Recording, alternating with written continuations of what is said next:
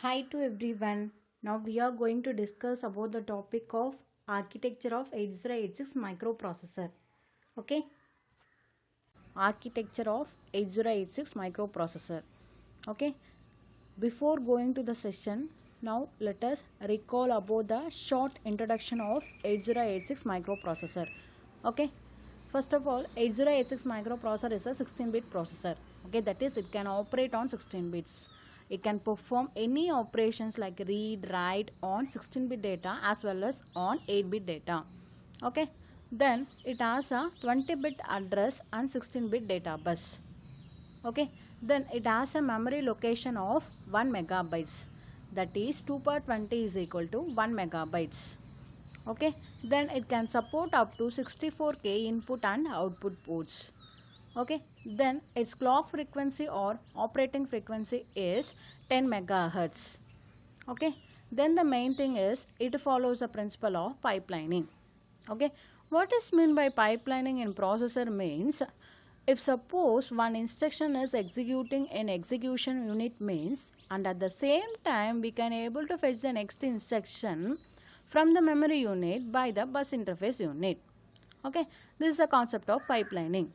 That is, by using pipelining we can able to save the time.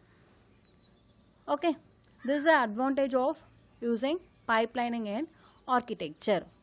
Okay, then now we move on to the session, that is architecture. It mainly consists of two functional unit. One is bus interface unit and the other one is execution unit. Okay, first we can see bus interface unit. Okay, it consists of four major block. First one is bus interface logic, second one is segment register, third one is memory addressing logic, the fourth one is 6-byte instruction object code queue. Okay, now let us see the function of each block in detail. Okay, first thing is segment register.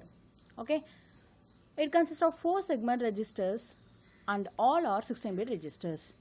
Okay, why we are using segment register means, it is used to calculate the base address.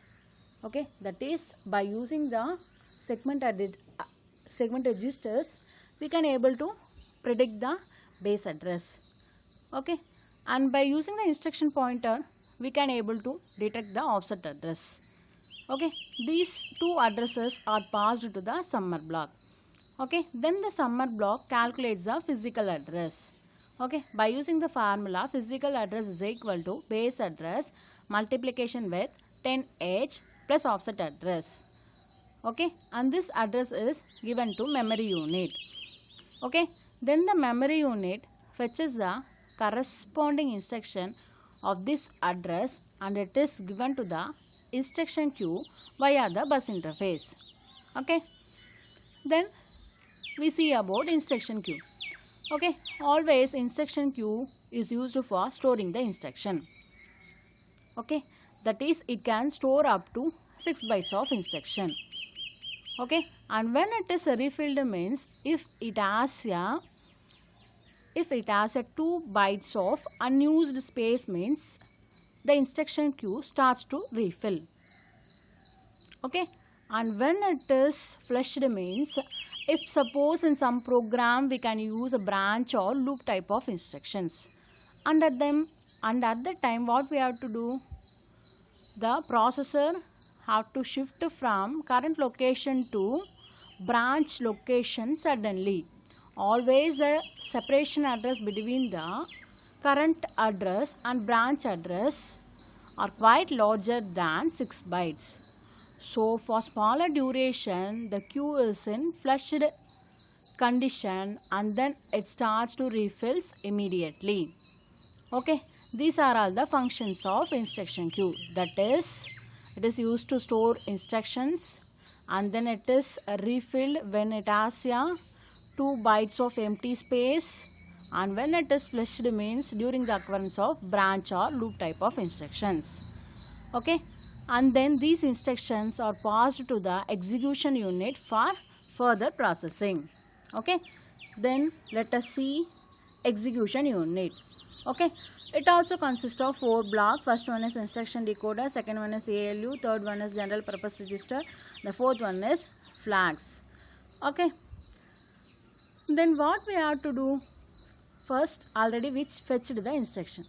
Then we have to decode. Okay. So for instruction decoding, we are using the control unit. Okay. Control unit decodes the instruction into opcodes. That is, it converts the assembly level program into machine level program.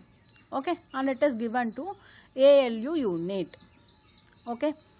Then execution unit consists of 4 general purpose registers. They are AX, BX, CX and DX. All are 16-bit registers and can be used separately as a 2 8-bit registers. Okay. By using these registers, we can able to give the data. That is, these registers are user defined registers. So we can able to pass the data to the register through these registers. Okay. From these registers, the data are passed to the instructions in the ALU unit. Okay.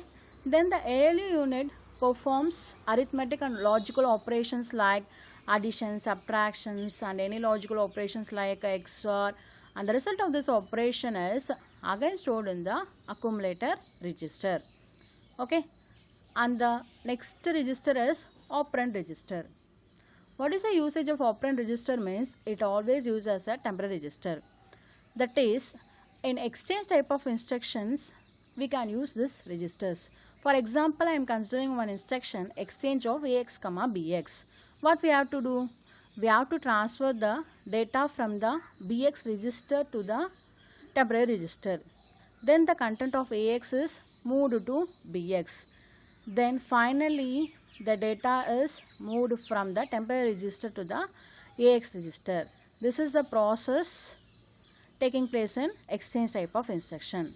So normally operand registers are used in this case. Okay. Next, now we can see in detail about register set. Okay. First one is AX register.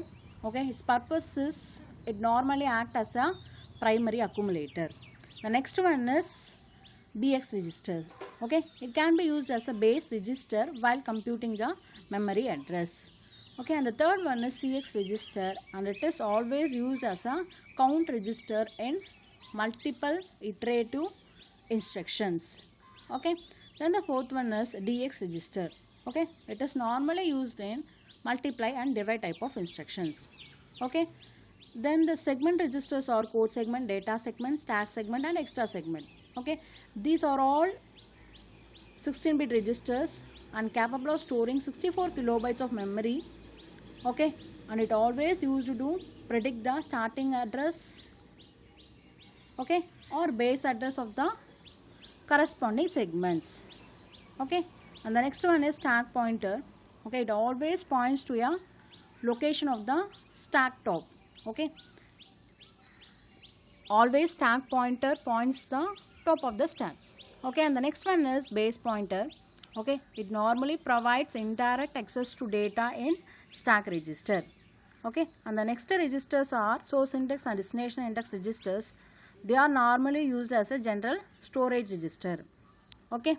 And the next one is instruction pointer. It always points the address of the next instruction to be executed. Okay. Now let us see about flag register. Okay. In 8086, it has a 16-bit flag register.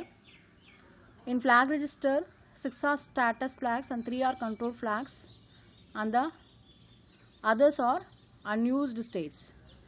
Okay. Now let us see the purpose of each flag in detail. First one is carry flag. It is in set condition if the results of the arithmetic operation carries the carry bit in the MSB. Okay. Otherwise, it is in the reset condition. Okay. Then the second one is parity flag. When it is set means if the result of the operation contains even number of ones. Otherwise, it is in reset condition. Okay. And the third one is auxiliary carry flag. Okay. It is quite similar to carry flag, but the difference is Auxiliary carry flag is in set condition if there is a transfer of carry from the lower nibble to the higher nibble. Okay, otherwise it is in reset condition. And the fourth one is zero flag. Okay, it is in set condition if the result of the operation is 0. Otherwise it is in reset condition. The next flag is sign flag. Okay, it is set condition whenever the result of the arithmetic operation is negative or if the MSB of the result contains the 1.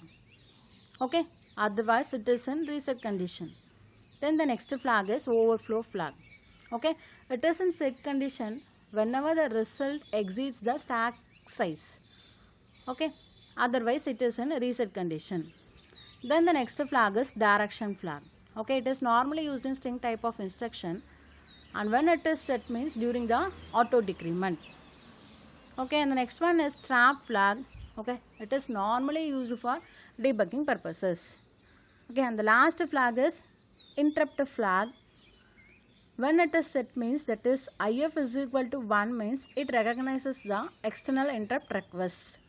Otherwise it is in reset condition. That's all about the flag registers. Overall in this architecture what we have seen, in bus interface unit we are fetching the instructions from the memory unit. Okay, and the instruction decoding is taken place in the control unit, and the execution of all instructions in the program are taken place in the execution unit. Okay, next, flag registers are normally used to indicate the status of the result. Okay, and the result are always stored in the general purpose registers. Okay, that's all about the architecture of 8086 microprocessor. Okay, thank you.